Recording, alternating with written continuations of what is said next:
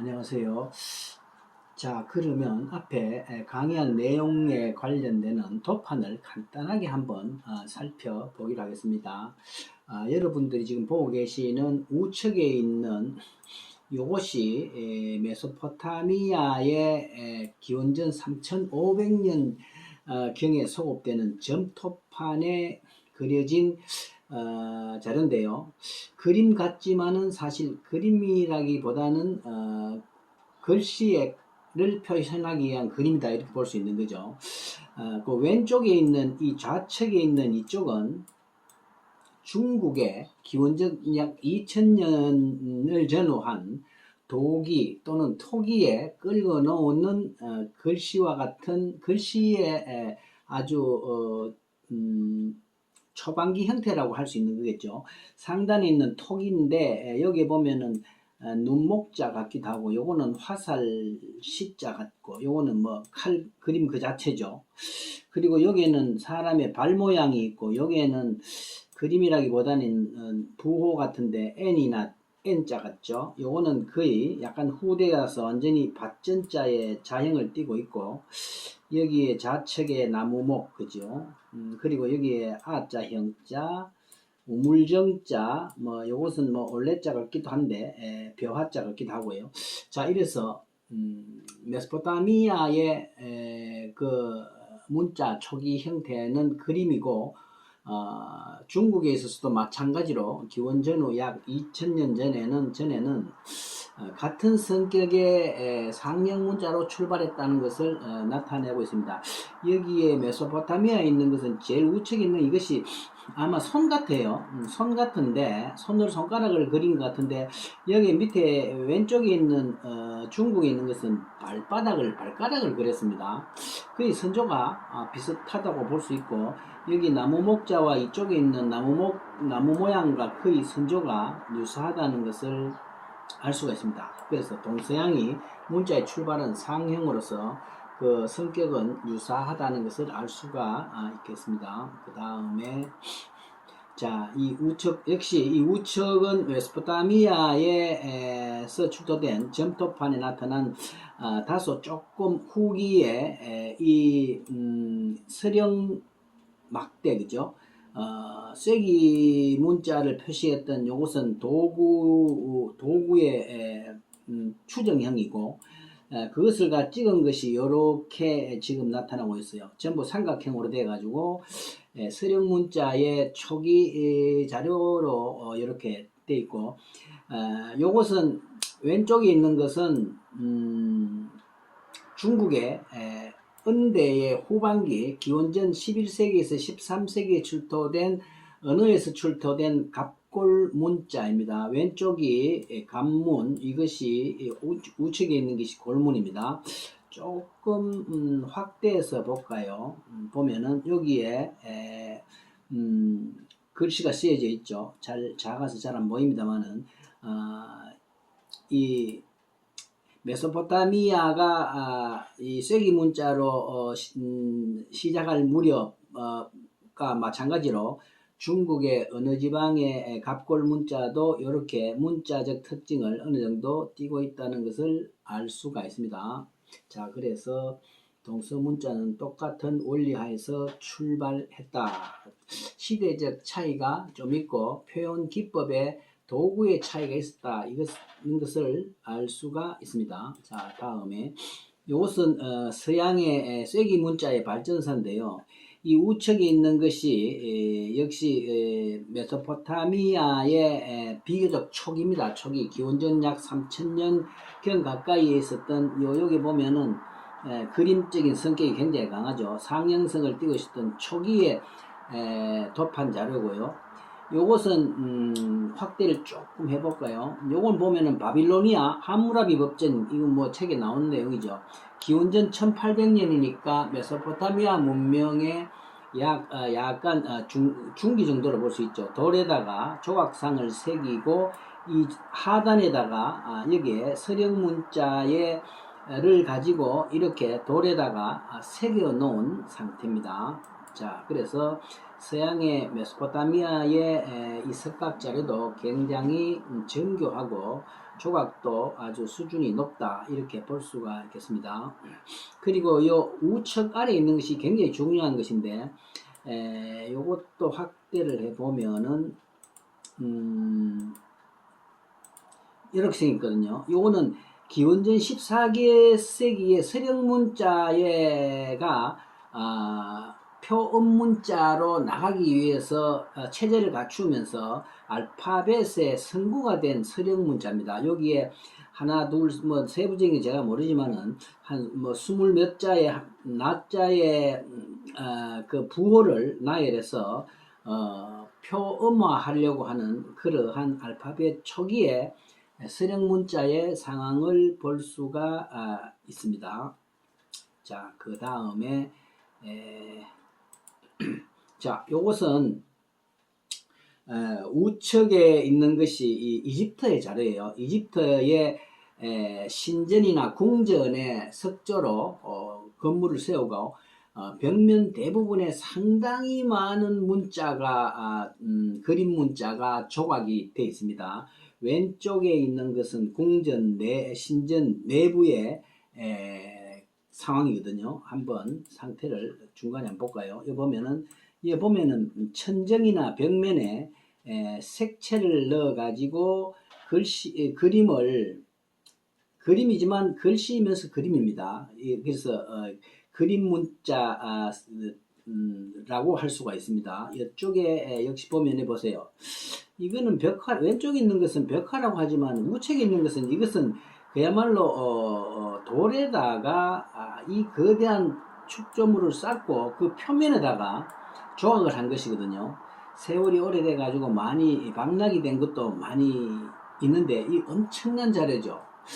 중국의 이 시대에 갑골문이 있었던 그 시기보다 전 시대에 이집트의 이러한 문자 자료가 이렇게 크고 방대하다는 것을 이래 보면은 새로운 서양 문자에 대한 이해가 바뀌어져야 된다 이렇게 생각을 합니다. 자, 그리고 다음에 또 보면요, 역시 요 이집트인데 이집트의 궁전 또는 신전의 내외부에 있는 상황입니다. 요것은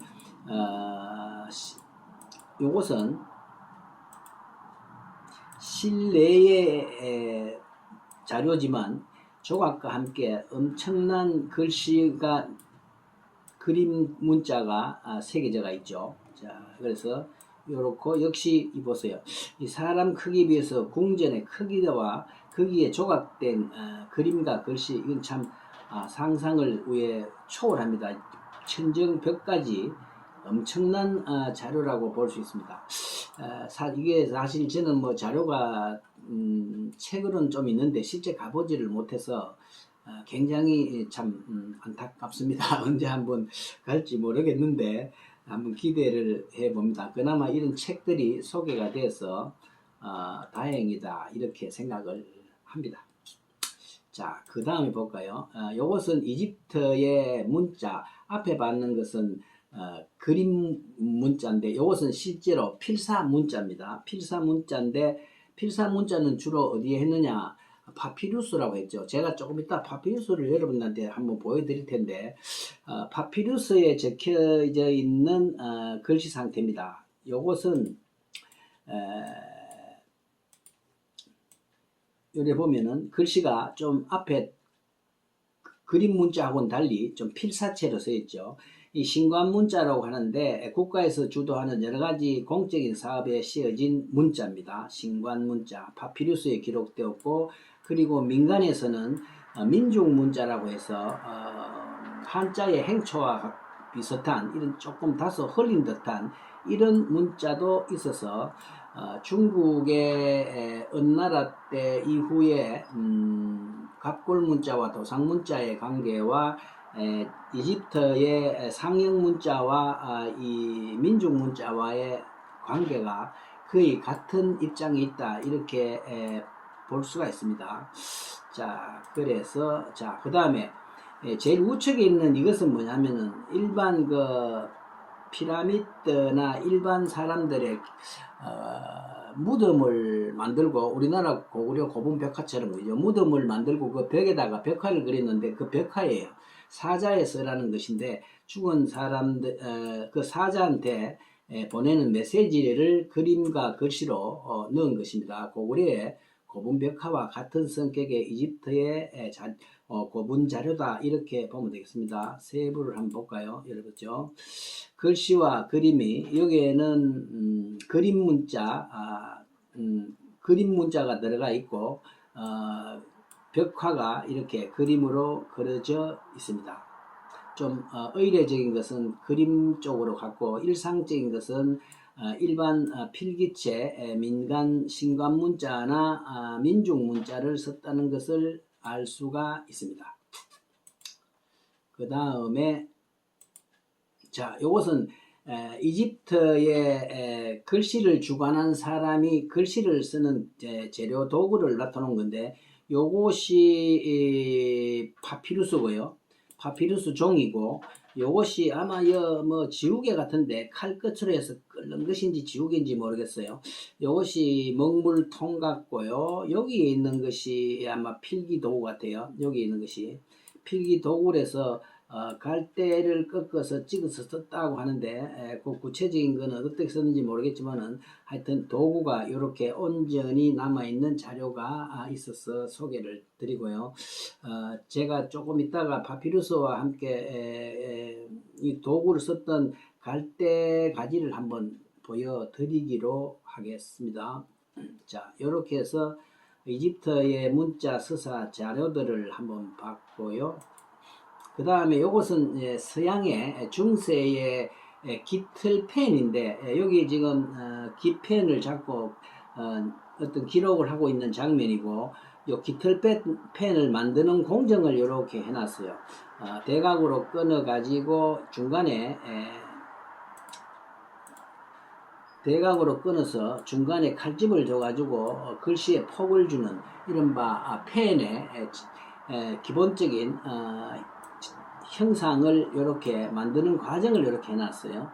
참고로 현재 펜의 기원을 이루는 것이 이집트의 갈대로부터 출발해서 중세의 깃펜으로 들어가면서 서양의 펜이 구조를 어느 정도 확립을 했다 이렇게 볼 수 있겠죠. 이러한 깃틀펜을 가지고 자료를 쓰는데 주로 최고급 자료가 성경입니다. 성경이 어떤 것이냐 이래 보면은 당시 보면 우측에 있는 이것이 중세 채식 필사본이라고 하는 성경을 썼던 상황입니다. 여기서 첫 자는 대개 장식적인 그림을 더해서 쓰고 뒤에 있는 텍스트는 이 깃펜을 가지고 다양한 글꼴로서 글자를 썼던 것을 알 수 있고요. 요것은 이슬람 문자인데 코란의 경전을 쓴 이슬람 글자를 쓴 것입니다. 여기에 보면 여기 지금 요 있죠. 여기도 본문이 지금 색깔이 비슷해서 그렇지만 여기에 아라비아 문자가 이렇게 쓰여져 있습니다. 코란이 굉장히 화려하죠. 코란 못지않게 성경도 상당히 화려한 편입니다. 글씨가. 자, 이렇게 해서 서양의 중세에 있어서의 코란이나 성경을 표시한 그 깃펜의 상황을 본 거고요. 그 다음에 자, 근세에 와서 18세기에 들어오면서 펜이 됐죠. 철필로 만든 펜이 만들어진 그때 당시에 초기의 펜입니다. 펜이고 밑에 있는 것이 이것이 현대에 와서 개량이 돼서 이 펜 촉을 굵기 순으로 그죠? 아주 가는 선부터 서양 필기도구는 굵기의 표현에 한계가 제한이 있기 때문에 어쩔 수 없이 이렇게 펜 촉을 여러 개를 만들어서 굵기를 표현했다는 점. 어떤 것은 둥근 것도 있고 직선적인 것도 있고 여러 펜 머리가 다양하게 나오는 것이 특징이라고 하겠습니다. 그 다음에 현대로 넘어오면은 어떻게 됩니까? 만년필이 개발되죠. 만년필 중에서는 아마 여러분들 파카 만년필이라고 아시겠죠. 그래서 파카라는 것이 굉장히 세계적인데 여기 보면은 여기에 파크 만년필이죠. 자, 만년필이 이런 형식으로 해서 완성이 되고, 이어서 볼펜 또는 여러가지 굵기에 따르는 뭐 샤프펜 이런 것까지 나오면서, 볼펜이 현재 우리나라 문구점에 가보면은 엄청난 종류와 색깔, 형식 이런 것이 많이 있죠. 그래서 그 중에서 가장 대표적인 현대 우리가 일상에서 볼 수 있는 우리나라에서 생산된 사인펜을 이렇게 소개하면서 서양 필기 도구의 전체적인 흐름을 봤습니다. 자, 여기까지 해서 간단하게 한번 서양 필기 도구의 변천사를 그야말로 몇 년입니까? 5,000년 역사를 뭐 50분도 안 되는 뭐 한 10분, 15분 됐나요? 그렇게 소개를 일단 드리고, 나중에 캘리그라피의 강의가 들어갈 때 좀 세부적인 소개를 하도록 하겠습니다. 자, 그리고 이어서 제가 파피루스가 마침 있어서 파피루스를 여러분한테 잠시 보여드리면 좋겠다 해서 한번 소개를 드리도록 하겠습니다. 제가 이어서 마침 제가 몇 년 전에 이 파피루스를 이렇게 접할 수 있는 기회가 있어서 마침 이 수업 시간에 한번 소개를 할까 합니다. 제가 이틀 직접 못 가고 딴 사람이 가는 기회가 있어서 부탁을 했더니만 이 자료를 하나 구해 왔어요. 그래서 케이스가 이렇게 담겨져 있는데 내부가 이렇게 되어 있습니다. 요거는 중국의 이집트, 요거는 이집트 문자의 해설서입니다. 해설서고, 요것이 파피루스 종입니다. 종이고, 요것이 아마 찍어 쓰는 잉크의 색깔별 잉크입니다. 잉크고, 그 안에 보면 안에 요걸 넣어놨어요. 요게 아마 갈대 자루 같아요. 그래서 두 가지를 이렇게 끝을 서로 달리해서, 이건 수평, 요거는 사선, 요것은 뾰족하게 하고 이렇게 해서 이걸 넣었는데, 아마 이것으로 옛날에는 쓰는 기본 형식을 가지고 있다고 봅니다. 여기 끝이 뭐 정교하진 않아요. 아마 이런 식으로 썼다는 것을 그냥 관광 상품 겸해서 이렇게 만드는 것 같습니다. 그래서 제가 한번 이걸 써보긴 했는데, 뭐 기법이 그런지 옛날 거라서 도구가 옳지 않아서 그런지 뭐 선을 그을 수는 있어요. 그래서 제가 몇 번 그어봤는데, 글자는 아니라도 이렇게 칠해보니까 이렇게 선조가 나오고 폭이 넓은 거는 칠하니까 이렇게 그림도 그릴 수 있는 그런 형식으로 되어 있어요. 그리고 마르고 난 뒤에 내가 물을 칠해봤는데 그렇게 퍼지진 않아요. 살짝만 이렇게 색깔은 연해지지만 물을 뿌려서 녹지는 않더라는 겁니다. 수용성이 아니고 어느 정도 유용성이라는 것을 알 수가 있습니다. 그래서 요 파피루스의 크기가, 일반적인 크기가 아마 이 크기랬나 봐요. 그래서 요 크기의 롤로 해서 이렇게 한 대여섯 장 말려 있습니다. 한 장을 제가 해봤는데, 요거 보니까 아주 작은 식물성 파피루스 그거를 어떻게 칼로 아주 얇게 해서 가로 세로로 엮어서 이렇게 돼 있어요. 지금 떨어지는 상황을 보면 알거든요. 이렇게 있죠. 이쪽으로 이렇게 당겨 보니까 종이가 떨어지면서 그 밑에는 또 가로로 돼 있고 세로로 돼 있고, 결과적으로 천을 짜는 그 원리가 그대로 들어있는 것 같아요. 자, 그래서 파피루스라는 것이 이런 상황으로 되어 있다 하는 것을 한번 참고로 보시기 바랍니다. 제가 이게 한 10년 넘은 것 같은데, 여기다가 뭐 이 갈대로 뭐 굳이 써볼 수도 있겠지만 모필로, 동양 모필로 작품을 하면 어떨까 하는 생각을 한번 합니다. 그래서 언젠가 한번 나중에 작품의 파피루스의 글씨 작품을 한번 하면 여러분들 한번 소개를 한번 해드리도록 하겠습니다. 말하자면 서양 이집트의 서사 종이재료에 동양 붓으로 이렇게 쓴다는 것도 의의가 있다, 이렇게 생각을 합니다. 자, 오늘 이렇게 해서 서양 필기 도구인 펜의 역사와 더불어서 그 재료인 종이에 대치되는 파피루스를 한번 소개를 해 드렸습니다. 나중에 고급 시간에 서양 문자 발달사 캘리그라피 시간에 다시 조금 더 여러분들과 많은 자료와 도판을 준비해서 한번 다시 뵙도록 하겠습니다. 예, 감사합니다.